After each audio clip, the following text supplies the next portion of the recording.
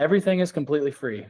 Our approach here is we think that, again, we're really focused on the points beginner, and the points beginner is not used to paying for something like this. The points beginner is using Google Flights or is using Kayak, and obviously they're not paying for any of those search tools. And so on the one hand, our approach is if these people are not used to paying, why would they pay, right? They'll probably churn and wouldn't use the tool, which will limit the number of people who will actually come into the Point Hound ecosystem.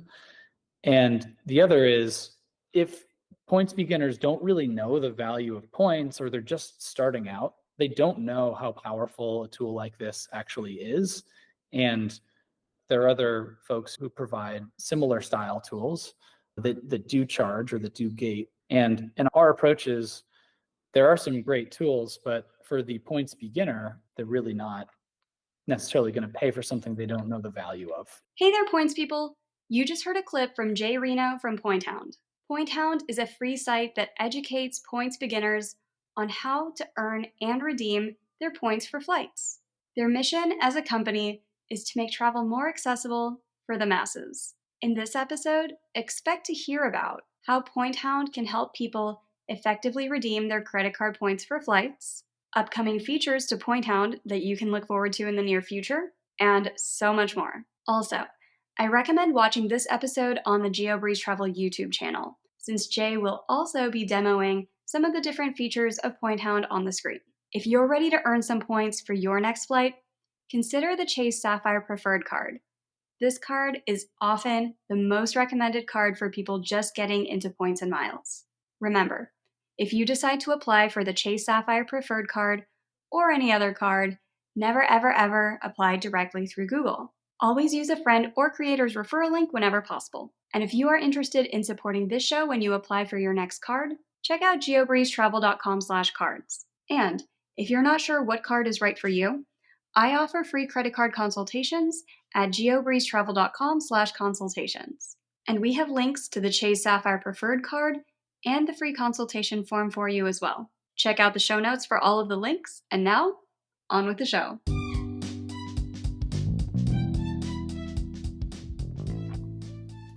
Welcome to the GeoBreeze Travel Podcast, a show for anyone wanting to level up their travel hacking lifestyle. I'm your host, Julia Menez. I'm a travel hacker, coach, speaker, Filipino-American ENTJ who loves solid travel gear and using shortcuts on spreadsheets. On this show, I'm on a mission to bring you travel hackers from all walks of life to help you level up your travel hacking game. We dive into credit cards, miles, points, strategy, mindset, and the secrets behind how to travel the world for next to no cost. So, let's get hacking. If you're optimizing your life, one of the best things that you can do is avoid decision fatigue. It's that tired feeling that you get after making tons of tiny little decisions every day, like what to wear or what to eat. But you don't need to add the decision fatigue of where to search for flight deals to all that. Instead, check out a newsletter subscription service like Thrifty Traveler. They curate dozens of different flight deals, saving you the time and energy from having to do the searching by yourself. And each deal can save you hundreds or potentially thousands of dollars off of the ticket cost. They've sent deals with flights to Bali for $700 off of the usual price, or flights to Manila for $400 off, and even points deals like business class from Denver to Istanbul for 65,000 points each way. Another tip to avoid decision fatigue: don't spend days on a decision that should only take a few minutes. Sign up today at thriftytraveler.com and use the code GEO10. That's GEO10 to save $10 off of the annual subscription. Thank you to Thrifty Traveler for partnering with this episode of the GeoBreeze Travel Podcast. Hey Jay, welcome to the GeoBreeze Travel Podcast. Hey, Julia, thanks for having me on. I'm so excited to have you on. I think a lot of the audience's favorite episodes are whenever somebody codes an app or website that helps the points community, especially if it's free. So we're going to talk about Point Hound today. But before we get into all of that, tell us a little bit about you and how did you get into points and miles? I've been an entrepreneur for a long time, and maybe for the last 10 plus years. The last company I started was a furniture rental company called Feather. We ended up going through a startup accelerator called Y Combinator, and we were building this kind of furniture rental business for millennials and Gen Z, where most people are moving a lot between cities and within cities and don't want to buy and own a bunch of their furniture because they're moving all the time. And we ended up building this company. It really took off. We raised some $75 million of venture capital from like the first investors in Amazon and Google. And then we ended up selling the business in 2022. But as we were building this company, for the first few years, we ended up putting a lot of our furniture spend. We were designing and manufacturing furniture. And in the early days, we were buying furniture.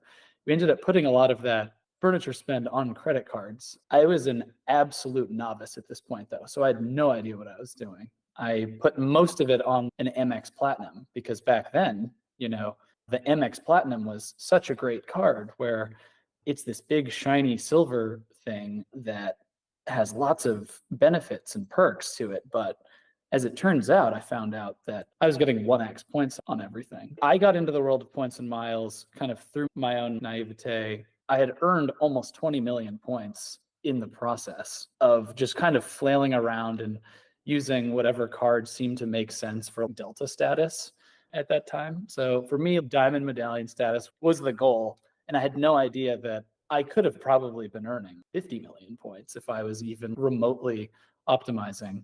It didn't necessarily take me a few years to get to this point, but a few years of flailing around and learning and then really getting into it was how I got into the world of points and miles. I'd say at this point, I've definitely learned enough to be quite dangerous, but yeah, it would have been really funny having me on here 5 or 6 years ago.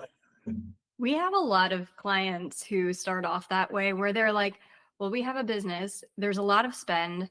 I have 50 million miles. What do I do? And I'm like, oh, this is going to be awesome. Like, we're going to help you optimize. And then we find out it is 50 million Delta miles or something where it's so hard to optimize those. And I'm like, oh man, we could be helping you earn so much more in travel with Chase or Amex or Capital One or Bilt or something else. But this happens a lot from what I've seen. Yeah, I definitely made one major mistake. Is at one point I transferred like 8 million miles from Amex to Delta because Delta was my airline. And I'm still working through that glut of Delta miles where, really the best and probably only way to use your Delta miles if you're trying to get a decent deal is between Europe and Asia or just any place where Delta does not. So yeah, I made that hilarious mistake in the early days and I'm still working my way through it. It's funny because a lot of people think, oh, if you tend to fly a little bit nicer domestically in the US, Delta's your airline. They have nicer lounges, they have nicer first class products, generally pretty good service out of all of the US airlines. I think they're still probably the best. But I was doing a product review for a startup company where they're like, we want to partner with different airlines, we want to target more high income, high expenses, high net worth people. Where should we transfer points to? We're thinking Delta. And I was like, please do not. Out of all of the airlines, please don't.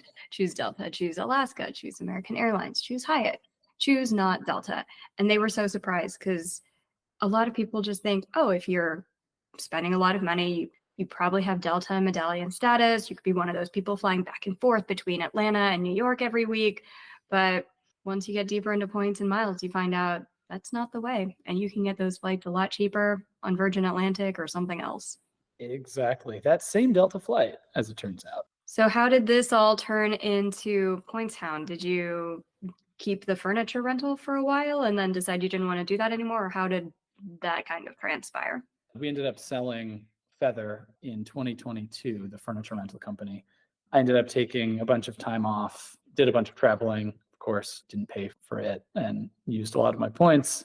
And I ended up joining a venture capital firm called 645 Ventures, where I was leading investing in consumer businesses. We were writing $1 to $10 million checks in a lot of early stage businesses. And for me, my focus was really on like consumer businesses that were changing behavior. Yeah. And from there, I ended up just really leaning into one of my passions, which is travel. A lot of people would probably put that in their list of things that they like to do, but I really enjoy traveling, not just for the sake of going from A to B, but to be in a new place, meeting people, understanding new cultures. And so our mission at Point Hound is actually to make travel more accessible. And that was where we came from, and realized that there are a lot of problems in the world. And from our perspective, a lot of those stem from a lack of empathy and a lack of understanding how other people live. That could be racism, sexism, just like general ignorance in the world comes, from our perspective, from a lack of understanding who other people are and how other people live. And so if we can get the 60+% of people who don't even have passports to get passports and to see a different country, our opinion is that we can make a pretty healthy dent in some of these like larger world issues. Yeah, I think that's definitely a big point of what makes travel so great is it just helps you to see how other people live. And I know a lot of people are like, there's so much of the world who can't even afford passports or anything like that. But even just shows like this where we showcase other people and how other people travel, because even in the world of points and miles, most of us are decently well off, at least well enough to get credit cards and take a couple trips every year, which puts us in the top probably 2% of the planet. But even within that just small niche, there's always so many different ways to look at the world of points and miles and how to play the game. Yeah, I think always just connecting with people who have a different viewpoint than you do is a great way to learn more about the world. Is that how Point Hound came about? It came from my passion of travel and then also wanting to build something that has a greater impact in the world. Traveling does have a bit of a negative environmental impact, at least today, given that we're using jet fuel to get place to place. But I do think the societal impacts of getting people from, out of where they are currently comfortable or what they know into places that might teach them something about themselves, about the way that other people live, is worth that trade-off. So yeah, ultimately this is one of the main reasons we really wanted to build this business is, and this may be an unpopular opinion, but we don't totally agree that credit cards are, or at least credit cards that earn transferable points, are only for the top percentage or 10% or 20% of people in, say, the US where you can get these cards. But it really comes down to a lack of like almost financial literacy and understanding of how credit works. So you don't have to have a lot of income to qualify for a, say, Chase Sapphire Preferred or a other kind of entry level travel rewards cards. What you do need to have is a good credit score. And can you build a good credit score without making a ton of money? Generally, yes, right? And can you qualify for a travel rewards card without a high income? Generally, yes. Just need to know some of the basics in how to get there and to get a good credit score, right? Like paying off your credit card every month or call it every week if you're a little bit worried about it, and just making sure you're not overspending over what you actually have in the bank. So there are a bunch of these little kind of elements that I think, if taught properly or if, I guess, understood by the masses, could lead to more people being able to travel the world and ultimately for free or close to it, right? Using points and miles.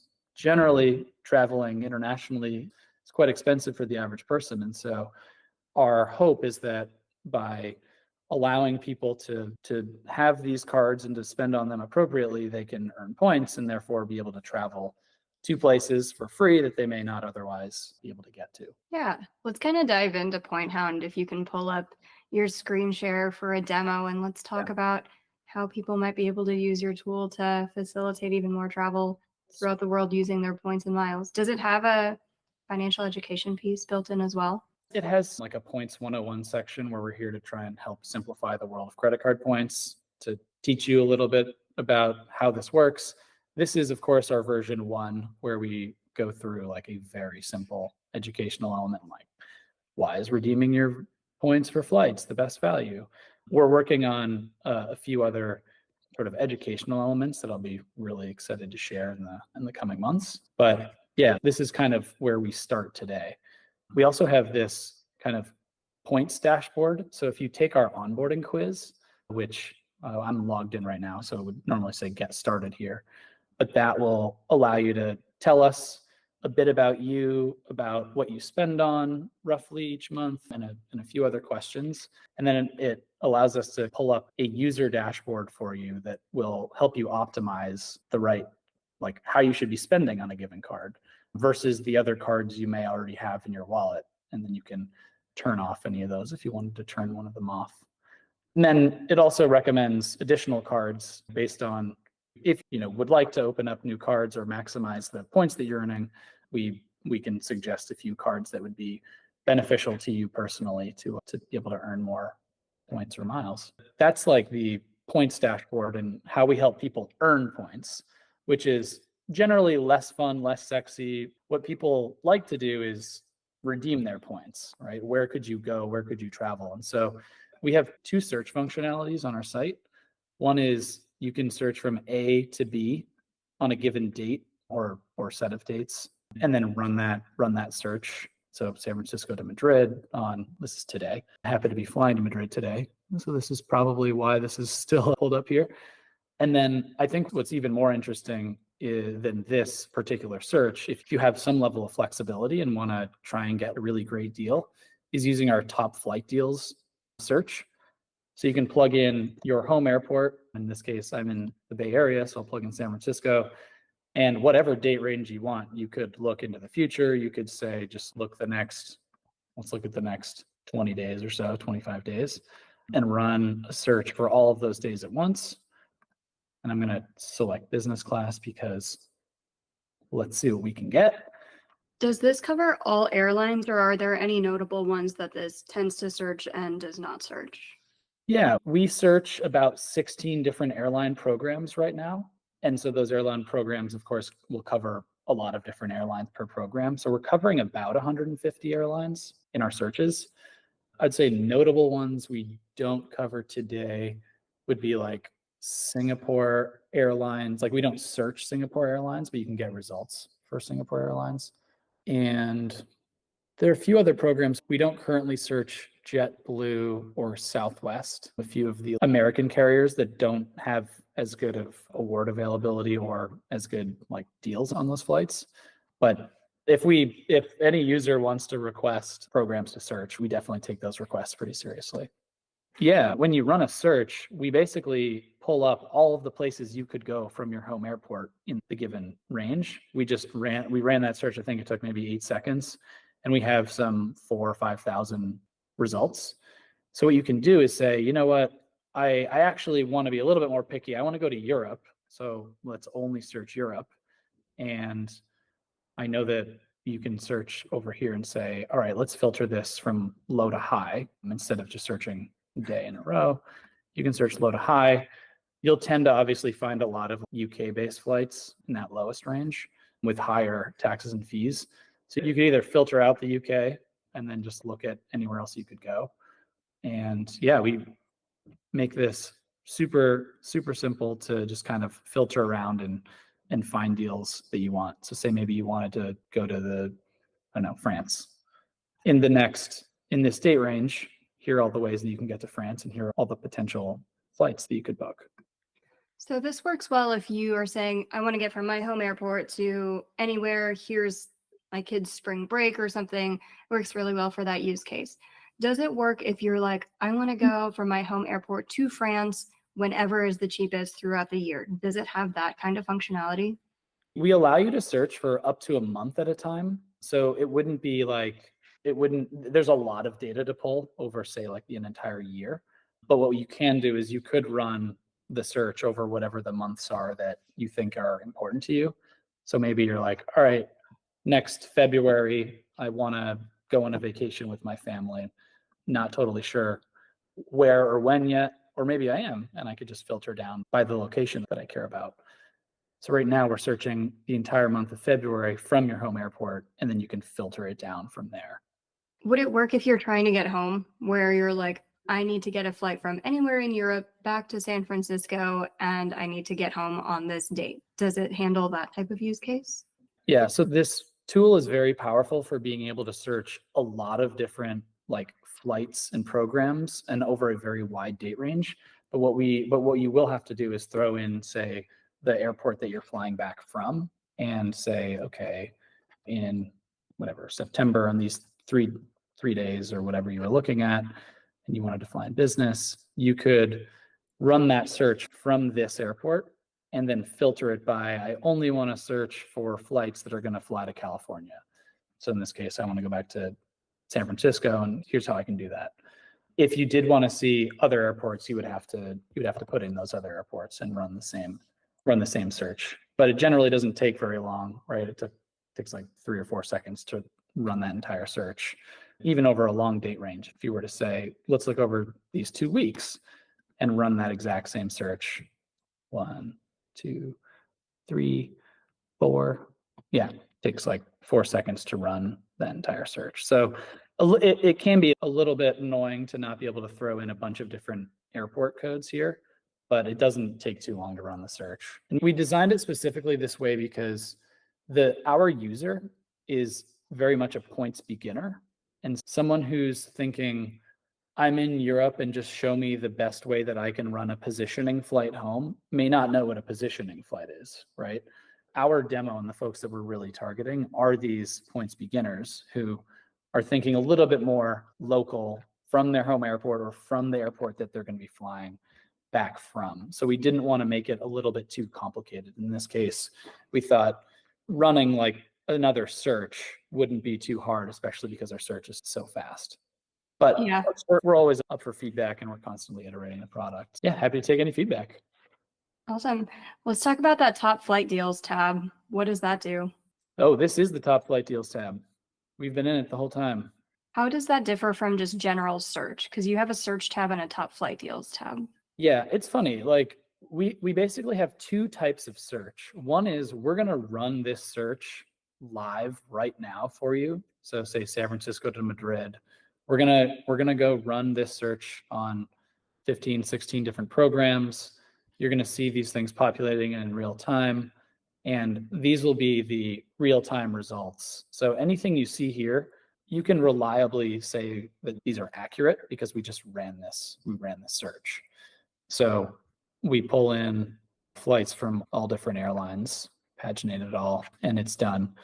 So this is like, if you know that you need to go from A to B on a given date and you want to just run that search, we can run that search here for you. And you get, of course, all of these results, which are very, very accurate and fresh.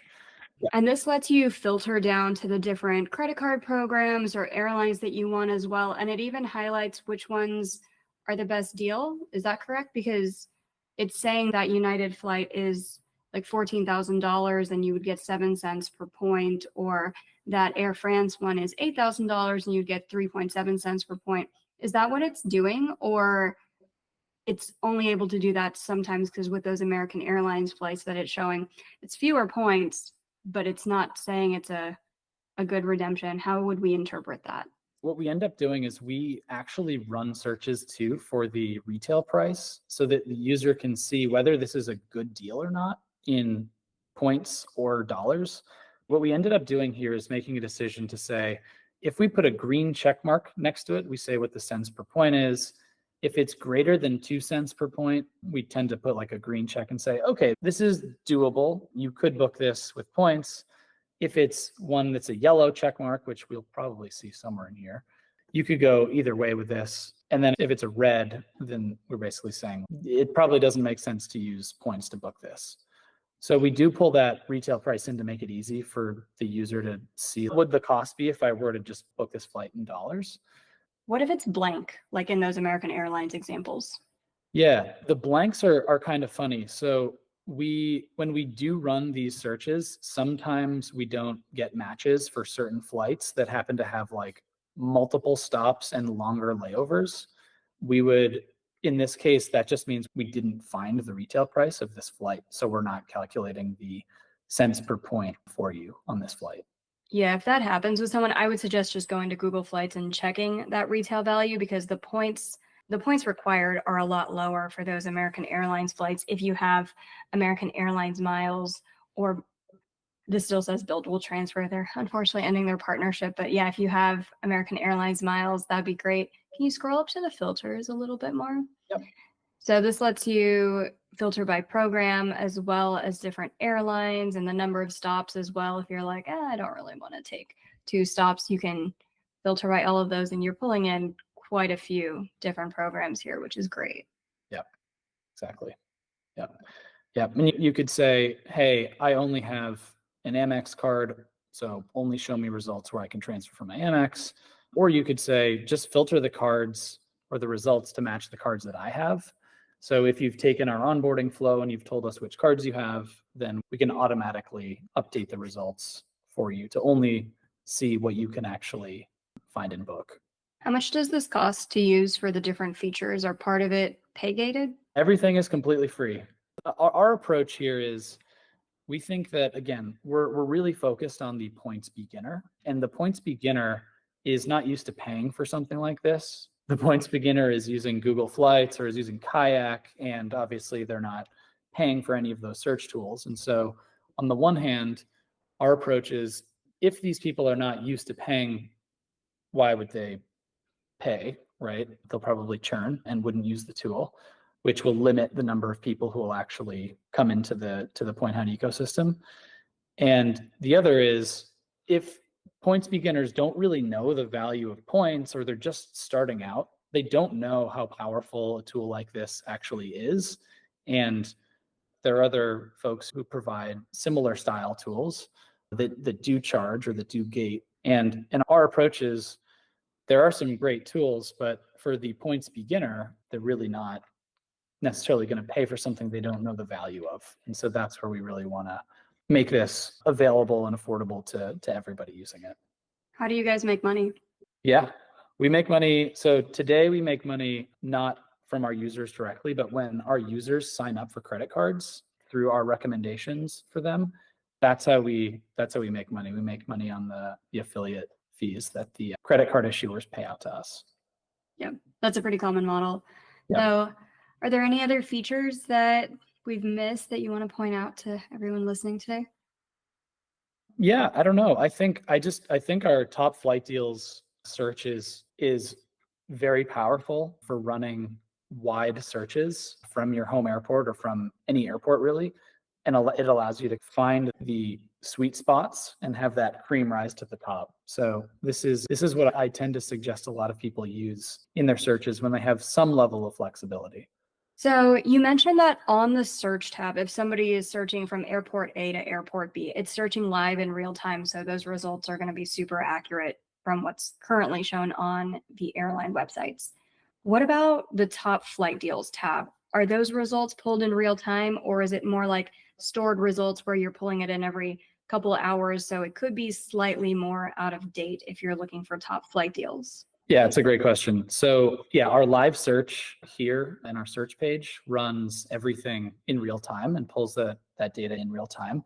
The top flight deals page has all sorts of like cache data. So we are running these searches all the time in the background, and we pull all of those results in, and these are all availabilities that you can book. But when you click into one, let's just click into this JFK to Dublin one as an example.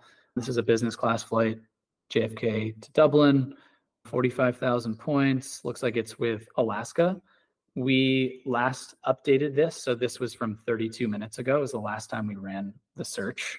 So it's relatively fresh. We keep it as fresh as we can without going too overboard. But yeah, these will have some level of delay, and you can always click in and see them right here. Since these are usually beginners who are searching for these flights, if they click on book, do they know what to search for on Alaska? Is it going to be pre-populated? What happens if someone's like, I like this deal for 45,000 points? Yeah.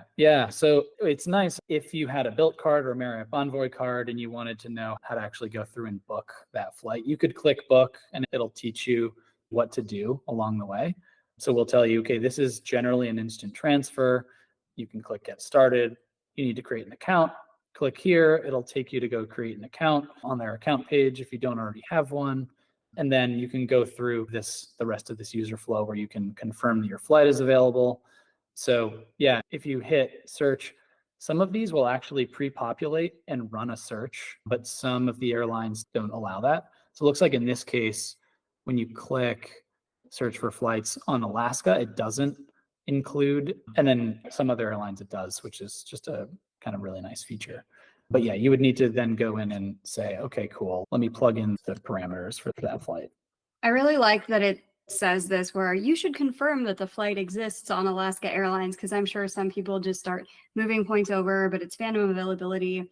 It happens even after you confirm flight sometimes with various airlines. I just ran into this with Virgin Atlantic for a couple of people, but I like that it says this step of make sure you physically see the flights first and that it has directions for all of that. Is it built in for every airline where it'll say, here's exactly what to click on? Yes, this is designed and built for every single airline or every program that we search. This is tailored to each of those. So in this case, yeah, before you transfer points, let's make sure the flight is available. And each of these steps in the flow is not only for the airline specifically, but even for the card that would be transferred from to that program. Does this also take into account transfer bonuses? If somebody happens to have Amex points and Capital One points and you find a flight deal on Virgin Atlantic and there's currently a transfer bonus on Amex, let's say, would this tool notify them, hey, you should use your Amex points instead of your Capital One points?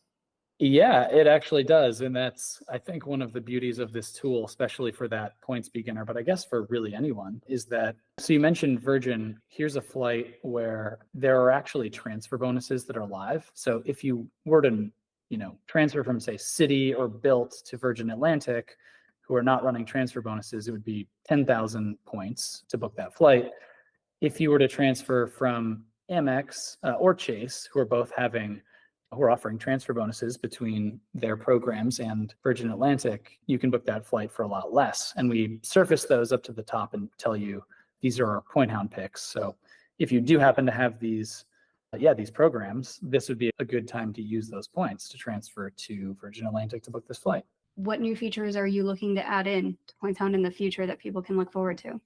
We are working on a few pretty large projects that we're excited to share more about when we're ready to announce them. Without giving them away, we are very focused on, and I've said this a few times probably, but we are very focused on what we call points beginner, which is, in our estimate, probably like 97 or 98% of the population. And so how do we define the points beginner? That's really like anyone who has not used their points by transferring them to an airline and getting good to great value on them. So given that is really our target demo, we're realizing that there's a level of education that's necessary in order to get people to like a base level understanding of how points work. And so that's one of the areas that we're focusing on now. Perfect. If people want to check out the site or connect with you for any follow-up questions, what's the best way to connect with you and your team? Yeah, you can find us on pointhound.com. You can join our Discord server. It's Point Hound, or send any of us an email, team@pointhound.com, in case you have any feedback for us or questions or praise. We take it all. Anytime you want to connect, we're available. We're also on Instagram, TikTok, etc. All the handles are Point Hound. So easy to find us. Perfect. Well, thank you again so much, Jay, for coming on to the show today and doing a quick demo of what Point Hound can do, and for building this amazing free tool for people who are looking to get a little bit deeper into the world of points and miles. You bet. Yeah, thanks for having me on. Nice to meet you, Julia.